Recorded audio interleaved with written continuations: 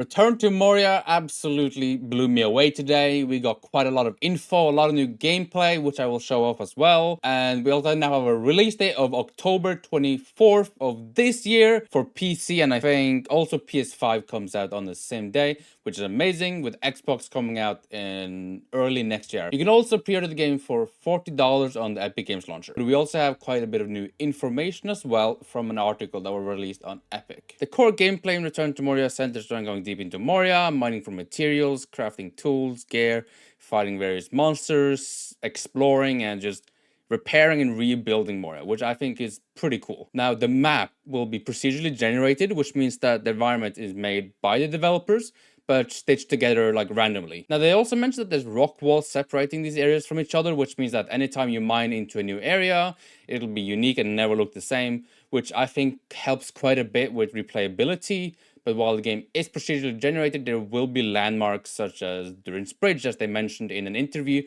which we can actually repair, which I think is really cool. Now, the building system for Return to Moria seems to be quite impressive as well, and it will feature a stability system like Valheim, where you need proper foundations and good materials. Otherwise, it will all crumble and collapse down. Now, say if you build a bridge, right? If you don't build a supporting structure for it, it'll all collapse eventually, which I quite like. It adds some great complexity to base building. Now, the combat that we will see in Return to Moria will be quite in-depth, but also simple enough for everybody to have fun with and try out and not get absolutely wrecked by trolls.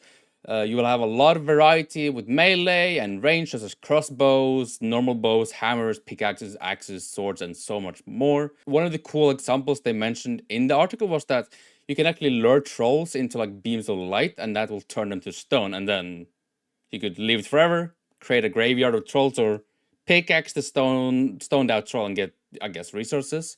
Now, I absolutely love everything that we've seen from the game, and I genuinely cannot wait for it to come out. Before I give out just the raw gameplay that we were shown, sadly there's no sound in the gameplay, so I'll just put some music, I guess, whatever. But here we have the inventory screen, and it's quite interesting. And as you can see, you have morale, armor, health, food, arrested bonus as well, like Valheim, shadow meters, it seems, energy, stamina, and obviously the inventory, which I think looks quite cool as well. And as you can read, Adventurer's Pack, a good sized pack meant for adventures. Larger packs give more inventory space, which I think is quite cool. And I want to get the absolute biggest backpack in the game so I can just store an insane amount of resources, which I think is also quite cool.